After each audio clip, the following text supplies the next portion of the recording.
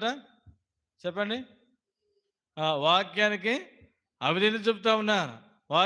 వాక్యాన్ని వినడం లేదు, వాక్యాన్ని గ్రహించట్లేదు, వాక్యానుసారం జీవించట్లేదు, దేవుని మాట వినటం లేదు. అయితే వినటం లేదు కాబట్టి ఇక్కడ ఏమంటున్నారంటూ వారు వాక్యమునికి అవిధేయులై త్రొట్టిలుచున్నారు. అయితే దేవుడు అంటా ఉన్నాడు ఇక్కడ సామెతల గ్రంథం 4వ అధ్యాయంలో, నీవు పరిగెత్తినప్పుడు నీ పాదాలు త్రొట్టిల్లవంట. కారణం ఏంటి? అందుకే 10వ వచనంలో, నా కుమారుడా నీవు ఆలకించి నా మాటలు అంగీకరించిన యెడల, ఆయన మాటలు అంగీకరించాల. ఆయన మాటలు ప్రకారం నడుచుకుంటే ఎప్పటికి కూడా తొట్టిల్లం. దేవుడే మనల్ని, అందుకని బైబిల్ ఏమని రాయడంటే, ఒకరి నడతలు యెహోవా వలనే స్థిరపరచబడని రాయబడుతూ వచ్చింది. దేవుడే మన నడతలు స్థిరపరిచేది, మన మార్గం సరళం చేసేది ఆయనే. అందుకే ఆయన మాట వింటే మనం పరిగెత్తినప్పుడు ఏం కాదంట, మన పాదములు త్రొట్టిల్ల